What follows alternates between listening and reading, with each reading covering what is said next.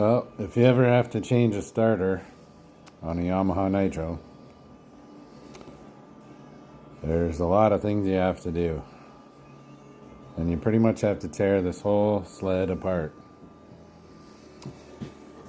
So, I haven't found any videos on it, but I undid the exhaust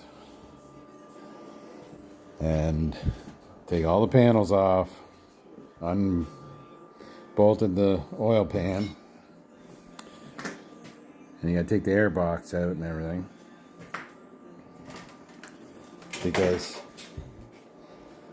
to get this thing out you have to take these front motor mounts out right here and tip the engine up. So what I did was, here's the starter.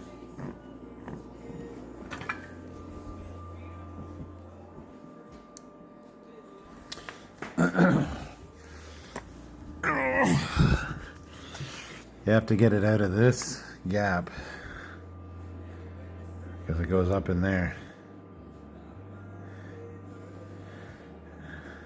So I had to lift the motor up with the jack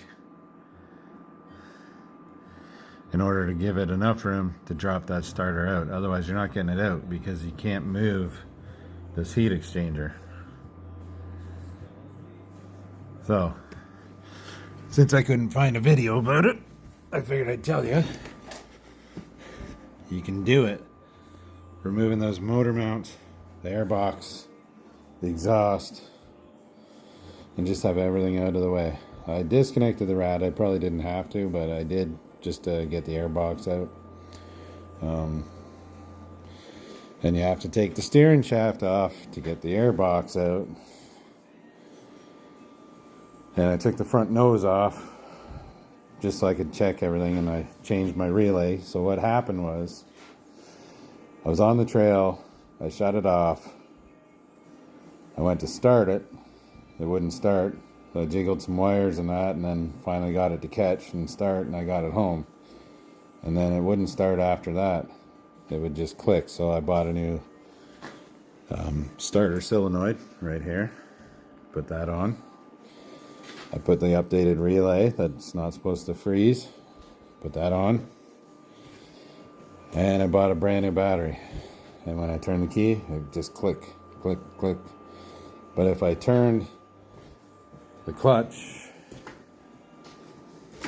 forward by hand, I could start it with the key, but then I had a really high-pitched whine, and then when I shut it off, it wouldn't restart. So that's why I'm changing the starter.